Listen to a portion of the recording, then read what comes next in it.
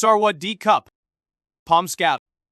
วันนี้พอมจาร์มาร์ซันวีทีไทยนารนซูมในชาร์บาร์บคองกองทาร์พรามวาพายดูกันเลยยาร์นทีนังเอากอมมาร์ยาร์นทีสองทาร์นกองวอกัดไทยวิดีโอผมจะเอารถ GTR พอจะซื้อเบนซ์ให้แกนะ เขาจะเอา GTR แถมโรเล็กเรือนหนึ่งด้วย อิดจะเอา GTR แต่เมื่อคืนน่ะแกตายไปทีนึงแล้วนะ มันไม่เป็นอย่างนั้นหรอกถ้าอิดได้ขับ GTR ถ้าแกขับ GTR แกตายโหงไปแล้ว ก็อิดจะเอา GTR ยาร์นทีสามอัพโหลดลง YouTube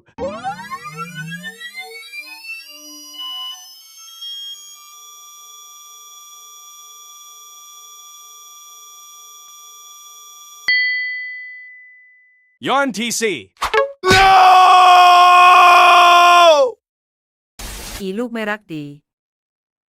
อย่าหาถ่ายวิดีโอในโรงหนังแล้วไปเฮ็ดหนังซุมลง YouTube น้ำมันบ่ดี